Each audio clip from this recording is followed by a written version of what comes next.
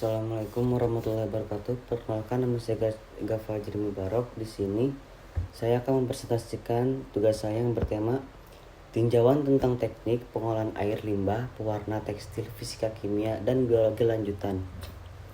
Abstrak.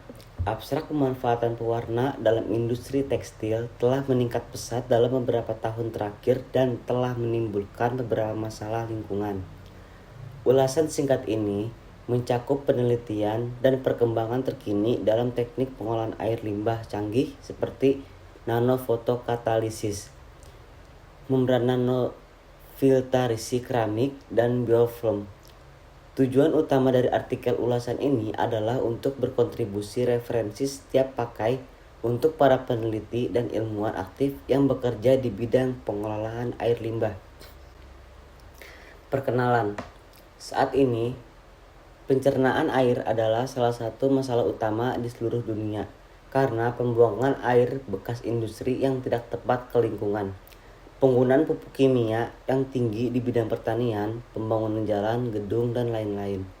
Selanjutnya, pertumbuhan penduduk yang sangat cepat yang merugikan ketersediaan air minum untuk semua orang, baik industri kimia yang bergerak di bidang pewarna dan diantaranya banyak pemanfaatan pewarna dan pembuangan air limbah setelah proses tersebut dilakukan oleh industri tekstil secara eksklusif. Penggunaan bahan berbahaya tersebut telah mengakibatkan pencemaran air dan pencemaran lingkungan. Oleh karena itu, untuk minimalkan toksisitas, polusi, dan melindungi lingkungan dalam ulasan ini, metode pengolahan air limbah lanjutan seperti aplikasi nanofotokatalisis, filtrasi membran keramik, nanofotokatalisis yang digabungkan dengan filtrasi membran keramik, dan pengolahan air limbah menggunakan metode kimia dan biologi termasuk penerapan biofilm dibahas secara rinci.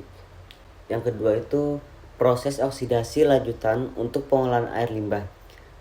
Polutan organik dan anorganik yang ada dalam air limbah dihilangkan dan diserangkai metode perawatan kimia di antara berbagai proses kimia untuk air bekas. Proses oksidasi digunakan secara luas dan dikenal sebagai proses oksidasi lanjutan atau AOP. Dalam proses ini, untuk pemurnian air sejumlah radikal hidroksil OH+ yang memadai dihasilkan dan gagasan ini kemudian diperluas menjadi proses oksidatif radikal sulfat SO4. Selain degradasi, polutan organik dan anorganik AOPs juga telah dipelajari untuk inaktivasi patogen dan indikator patogen. Yang ketiga, aplikasi nanofotokatalisis dalam pengolahan air limbah. Beberapa metode termasuk Vanton, kavitasi, ozonisasi, dan oksidasi fotokatalitik telah digunakan secara efektif untuk pemecahan kontaminan organik bandel pada skala pilot. Penelitian telah dilakukan sebelumnya pada AOP homogen dan heterogen dalam domain pengolahan air limbah. Katalisis seperti TiO2, ZnO, UV, cahaya tampak, berbagai oksidan seperti H2O2, O3, dan lain-lain digunakan untuk menstimulasi AOP. Pada saat aktivasi AOP menghasilkan radikal OH dan bereaksi dengan komposit organik di dekat O2 terlalu media pelarut. Di tengah beberapa industri lain, industri pencelupan pencetakan dan kertas sangat mencemari lingkungan, dan ini karena penggunaan pewarna organik yang sangat besar dalam prosesnya. Penyerapan dan pemantulan sinar matahari akan terhambat karena adanya zat warna organik pada badan air, sehingga menghasilkan peningkatan konsentrasi berbahaya yang sangat mengganggu kehidupan di air. Yang keempat adalah filtrasi membran keramik dalam air limbah. Baru-baru ini, membran keramik mendapatkan perhatian besar karena karakteristiknya yang unggul, sifat siklus operasi yang panjang, pembersihan sederhana, regenerasi kandalan kimia yang baik, dan bebas polusi dalam penerapan pengolahan air limbah. Di masa lalu, membran keramik memiliki jangkauan aplikasi yang terbatas dan harganya sangat mahal. Namun, belakangan kemajuan dalam penelitian membran telah menghasilkan pemanfaatan membran teknologi untuk berbagai keperluan dan menjadi hemat biaya. Karena masalah pengotoran standar ini inflow harus dianalisis sebelum membran keramik digunakan. Di proses ini, pengolahan air limbah industri dalam menghilangkan polutan dari air limbah, membran keramik mengikuti 2 langkah.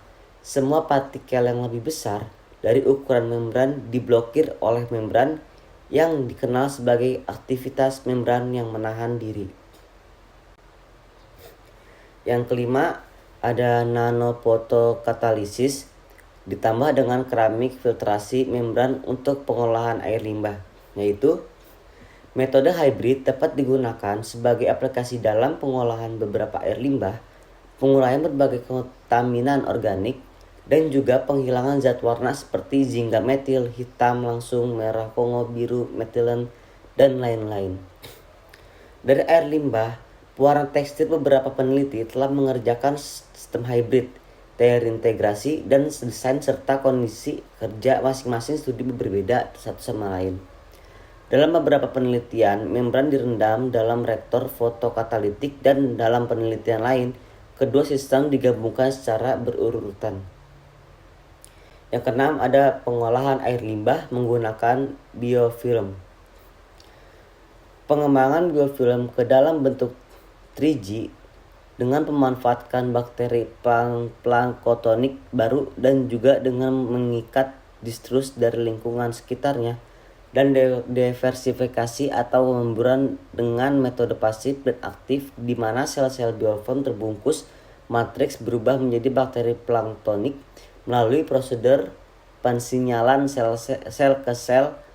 Faktor-faktor mempengaruhi pembentukan biofilm adalah nutrisi, pH, suhu, topologi, permukaan media pendukung, kecepatan, turbulensi, hidrodinamika, proses IPS, dan katalon divalent.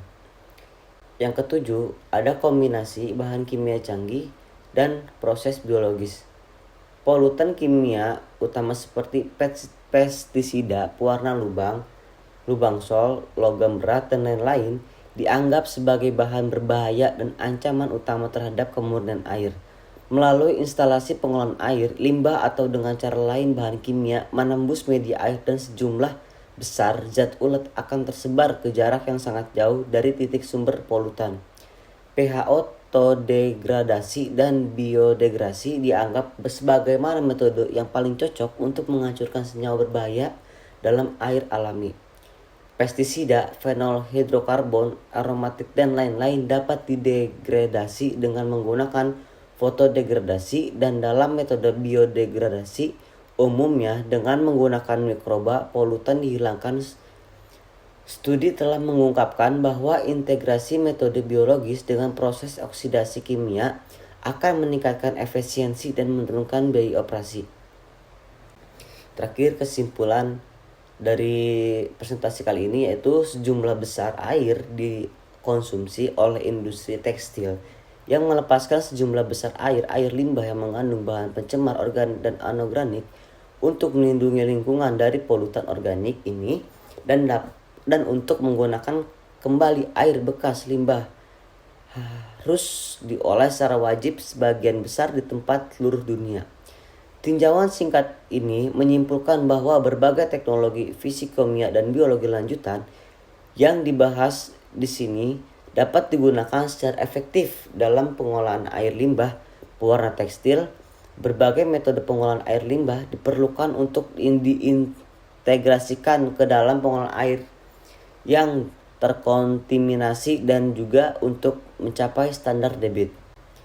Teknik yang dipertimbangkan dalam tinjauan saat ini adalah pilihan terbaik yang sesuai untuk memajukan air limbah dalam skala kecil dan juga untuk pengolahan air limbah industri nyata dalam skala besar.